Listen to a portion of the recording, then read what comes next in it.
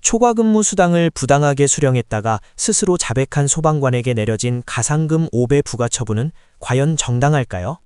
오늘은 법과 원칙을 지키면서도 공직 사회의 자정 노력을 인정한 아주 특별한 감경 사례를 깊이 있게 분석해 보겠습니다.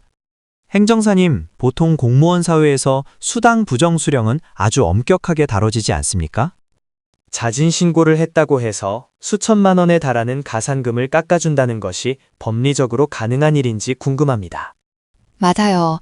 특히 소방관처럼 국민의 신뢰를 받는 직업군이라면 징계 수위가 훨씬 높을 것 같은데 이번 결과가 의외네요. 두 분 말씀대로 현행 규정상 초과 근무 수당을 속여서 받으면 수령액의 5배를 가산금으로 내야 합니다. 이는 공직 기강을 확립하기 위한 강력한 법적 장치로 예외가 거의 인정되지 않는 엄격한 규정입니다. 그렇다면 이번 사건의 소방관은 어떤 구체적인 경위로 자진 신고를 하게 된 것인가요? 해당 소방관은 약 2년 동안 근무 시간을 허위로 입력하여 수백만 원의 수당을 더 챙겼습니다. 하지만 심리적인 죄책감을 견디지 못하고 감사부서가 인지하기 전에 스스로 모든 사실을 털어놓았습니다. 아무리 양심의 가책을 느꼈다고 해도 결과적으로 세금을 부정하게 가로챈 사실은 변함이 없지 않나요? 기관 입장에서는 당연히 원칙대로 5배 가산금을 부과하는 것이 당연해 보입니다. 기관의 판단도 처음에는 단호했습니다. 자진 신고와 별개로 법령에 정해진 5배 가산금을 고지했지요. 하지만 소방관은 이 처분이 너무 가혹하다며 소청 심사를 청구했고 여기서 반전이 일어났습니다. 소청심사위원회에서 단순히 불쌍하다는 이유로 감경을 결정하지는 않았을 텐데 어떤 논리가 작용했나요? 핵심 키워드는 바로 적극 행정입니다. 자진 신고자에 대한 과도한 처벌이 오히려 독이 될 수 있다는 판단입니다. 만약 자수해도 똑같이 엄벌한다면 앞으로 어떤 공무원이 스스로 잘못을 고백하고 돈을 돌려주려 하겠습니까? 그 지점이 매우 흥미롭네요. 잘못을 은폐하는 분위기가 형성되는 것을 막기 위한 고도의 정책적 판단이군요. 하지만 법에는 분명히 5배를 부과하라고 명시되어 있을 텐데 법적 근거는 충분했습니까?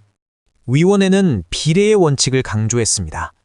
잘못의 정도와 처벌의 무게 사이에 적절한 균형이 필요하다는 뜻입니다. 피해 금액을 전액 반환했고 진심으로 반성하고 있다는 점이 적극 행정 면책 가이드라인에 부합한다고 보았습니다. 결과적으로 가산금은 어느 정도 수준으로 줄어들었나요?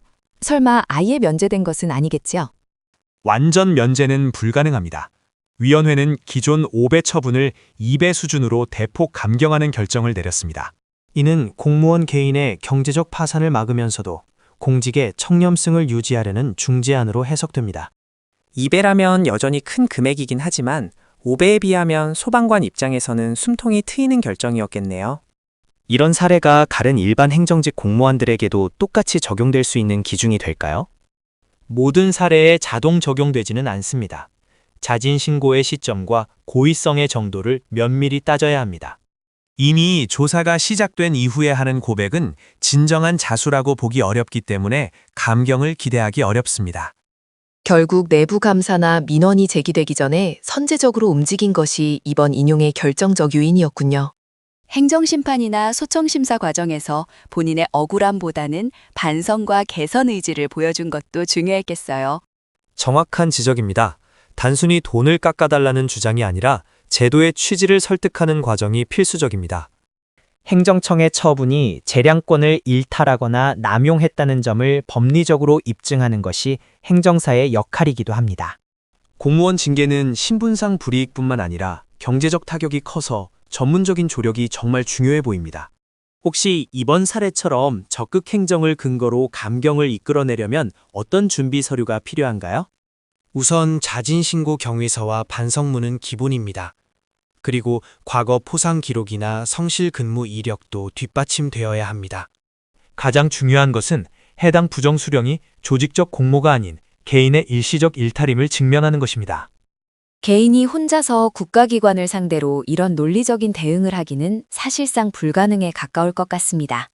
주변에 비슷한 고민을 하는 공직자 동료들이 있다면 이 사례를 꼭 알려주고 싶네요. 네, 사실 많은 분이 처벌이 두려워 잘못을 숨기다가 결국 파면이나 해임이라는 최악의 결과를 맞이하곤 합니다. 하지만 초기에 전문가와 상의하여 전략적으로 대처한다면 직을 유지하면서도 피해를 최소화할 길이 있습니다. 오늘 말씀을 들으니 법은 차갑지만 행정 구제 절차는 사람의 진심을 들여다보는 따뜻한 면이 있다는 생각이 듭니다. 적극 행정이라는 제도가 단순히 공무원 편들기가 아니라 공정한 사회를 만드는 도구가 되어야겠네요. 맞습니다.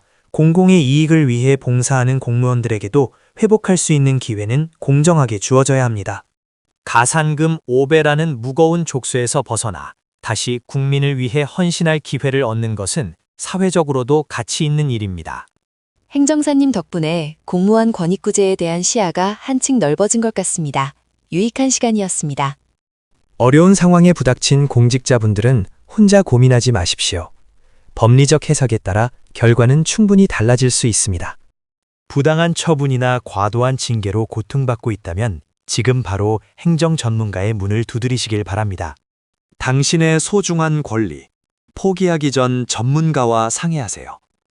확실한 해답이 필요하다면 지금 바로 누리행정사에게 연락 주세요.